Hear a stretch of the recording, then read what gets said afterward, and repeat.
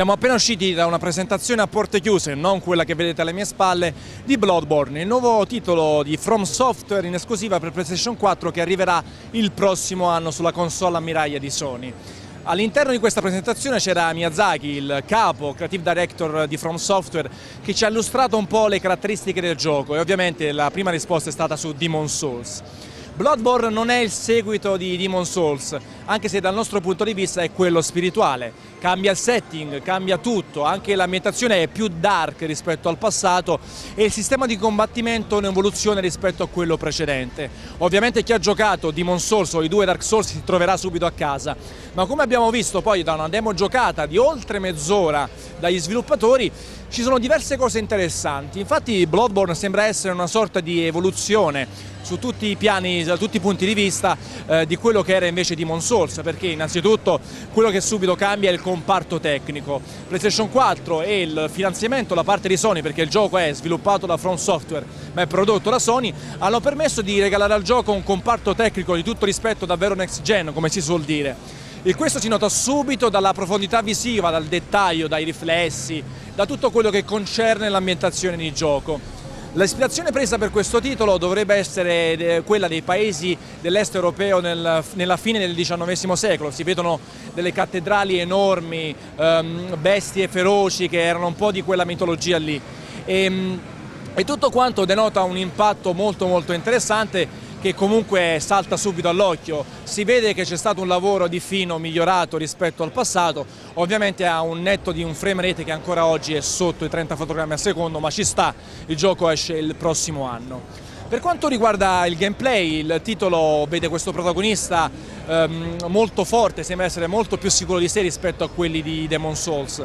E a questo punto succede che il protagonista ha due armi a disposizione, una sorta di ascia estensibile che si evolve in base al combattimento, quindi può estendersi, cambiare forma in base al tipo di attacco. E mentre sulla mano sinistra abbiamo scorto questa sorta di fucile che spara anche pallettoni infuocati, quindi che aggiunge un grado di diversità rispetto al passato. Ed infatti durante i combattimenti, che un po' sono simili a quelli dei precedenti lavori di From Software, si vede come è possibile impostare una sorta di combo e quindi magari a infilzare l'avversario con l'ascia e poi sparargli un colpo diretto per fargli una combo e ucciderlo in maniera definitiva. Quello che ci hanno detto gli sviluppatori durante questa presentazione è che il gameplay e il combattimento saranno più dinamici rispetto al passato. Il protagonista non è impaurito e passivo, utilizzando sempre magari lo scudo e la spada per evitare o contrarre gli attacchi nemici e poi scatenare il fendente. In questo caso il protagonista principale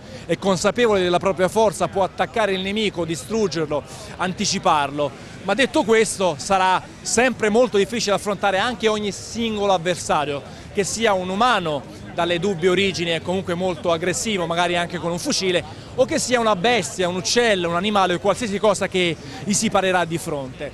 Bloodborne rimane un titolo molto difficile dove gli sviluppatori vogliono inculcare nel giocatore un senso di paura, rabbia, difficoltà. Ogni nemico può essere quello che vi manda al creatore e quindi rimane un gioco molto difficile dove magari girando l'angolo si trovano 5 nemici come ci è stato mostrato nella demo, oppure un boss particolarmente ostico che ci fa fette con 2 colpi.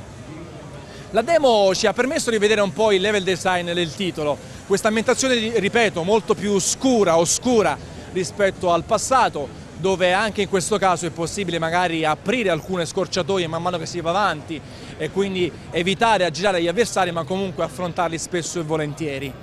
Ripetiamo che dal punto di vista estetico ma anche artistico è stato fatto un super lavorone, perché comunque abbiamo visto ad esempio degli uccelli disegnati molto bene e il boss finale che sembrava una sorta di licantropo ancora più grande di come uno si aspetterebbe, davvero aggressivo, cattivo, che probabilmente sarà difficilissimo da affrontare durante il gioco.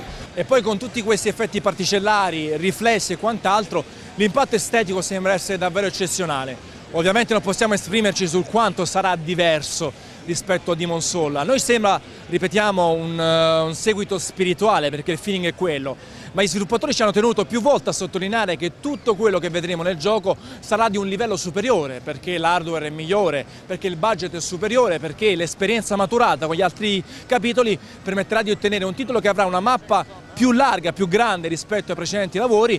È un gioco che farà piacere, che piacerà a tutti i fan della serie, ma anche a nuovi giocatori che avranno paura, troveranno difficoltà, rifaranno diverse sezioni più e più volte, ma non troveranno frustrazione, semplicemente grande senso di sfida, divertimento, paura e soddisfazione nell'aver ucciso il prossimo nemico.